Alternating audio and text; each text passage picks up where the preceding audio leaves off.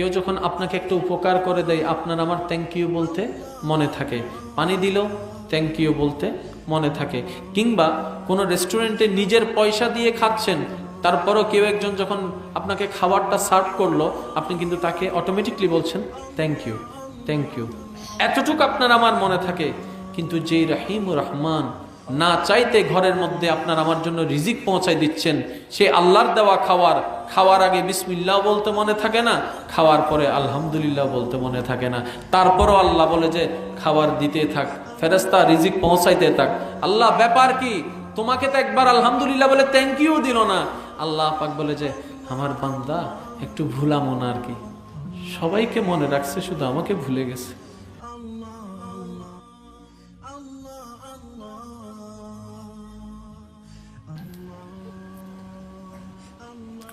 আমার বান্দা ওয়েটারের কথা মনে রাখছে, যে খাবারটা তার টেবিলে এনে দিয়েছে, তাকে থ্যাংক ইউ বলতে আমার বান্দার মনে আছে।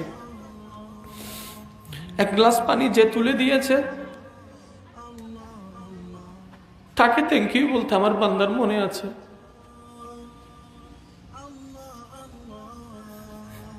আমি আল্লাহর কথাটা হয়তো সে ভুলে গেছে। তার গুনাহ করার পরও আমি তার গুনাহটাকে গোপন করে রেখেছি,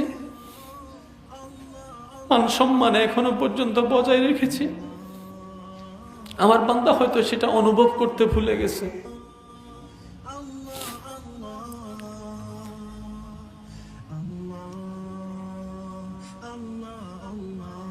কি পরিমাণ কষ্ট পায় তখন আল্লাহ।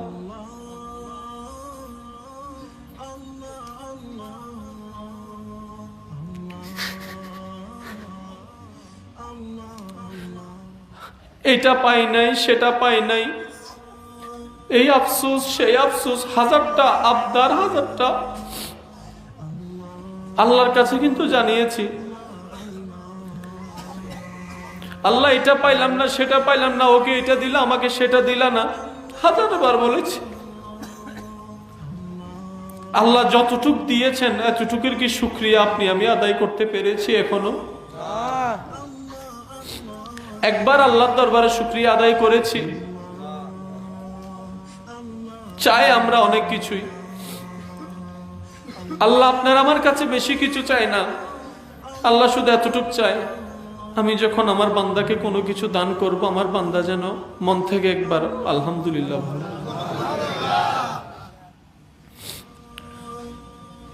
দুনিয়ার সবার ভালোবাসার কথা তো আপনার আমার মনে আছে।